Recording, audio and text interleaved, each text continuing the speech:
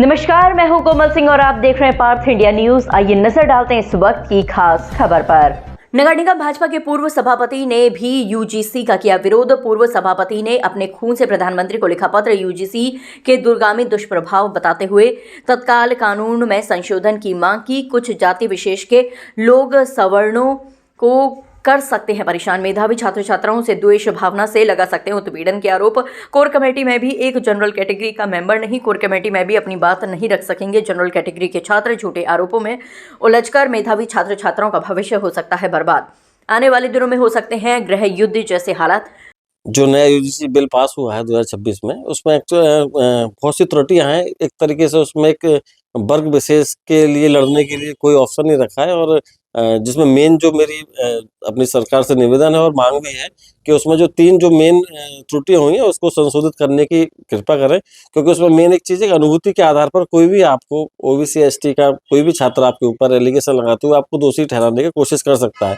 क्योंकि एक अनुभूति आधार आपने सिर्फ अनुभव किया और आपको लगा कि मेरे प्रति ये गलत धारणा रखते हैं, तो उस केस पर भी आप किसी को दोषी ठहरा सकते हैं। दूसरा, उसके अंदर जो कोर कमेटी बनाई गई है, तो कोर कमेटी में 5 लोग जो कमेटी के सदस्य हैं वो ओबीसी एससी एक ही वर्ग से लिए गए हैं, जब जिसमें कि महिला और विकलांग भी लिए गए हैं, वो भी ओबीसी और एससी कैटेगरी से लिए गए हैं। तो जनरल को अपनी बात रखने का कहीं भी मौका नहीं मिल पाएगा।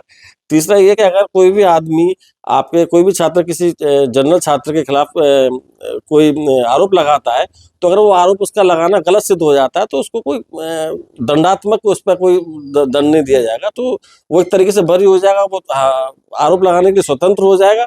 और वो आरोप लगाते लगाते उसका सिर्फ ये होगा कि सर मैं आरोप सिद्ध नहीं हो पाया, फिर वो जिस भी मेधावी छात्र को देखेगा जो क्लास में पढ़ने में होशियार है, होनहार है, तो वो उस तरीके से उनको उलझा के रखेगा और बहुत इसका दूरगामी और परिणाम आ सकता है, जो कि मेरे ख्याल में जिसके लिए मैं ज्यादा चिंतित हूँ। क्योंकि ये कभी भी गृह युद्ध का रूप धारण कर सकता है, अब नहीं तो 10 वर्षों के अंदर। या फिर जो मेधावी छात्र और छात्राएं जो हैं उनको अगर कहीं ना कहीं उनकी रोका जाएगा, उनकी काबिलियत को रोका जाएगा, तो कहीं ना कहीं वो उनका परिवार और वो डिप्रेशन में आके कहीं कोई ऐसा आत्मघाती अपना कदम ना उठाए, तो उससे आने वाले समय में छात्रों के जीवन पर भी संकट ना हो। और छात्र जिस काम के लिए यूनिवर्सिटी में जाते हैं, जिस काम के लिए जाते हैं, वो पढ़ाई उनको पढ़ने के लिए स्वतंत्र वातावरण चाहिए, समानता का अधिकार होना चाहिए सभी लोगों का। आप समान रूप से कार्य करिए। और हम तो कहते हैं भारत को हिंदू राष्ट्र बनाने जा रहे हैं, तो इस तरीके के साथ चीजें नहीं होनी चाहिए।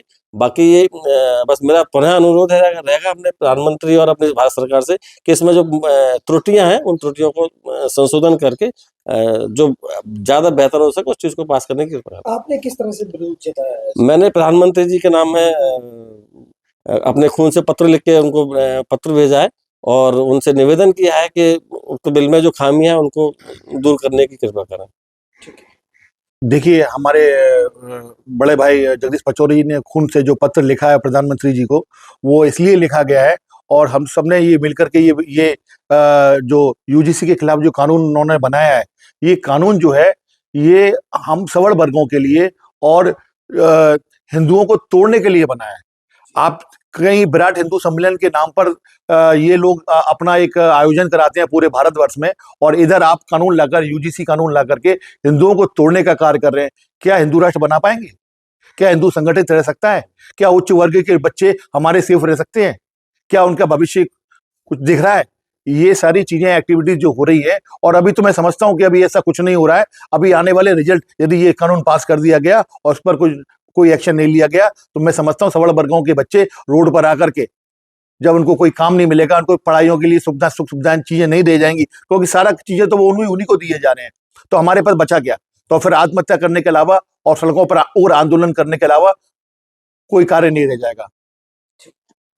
आज के लिए बस इतना ही। ऐसे ही देश और दुनिया की तमाम छोटी बड़ी खबरों को देखने के लिए जुड़े रहिए पार्थ इंडिया न्यूज से, हमेशा सच के साथ। नमस्कार।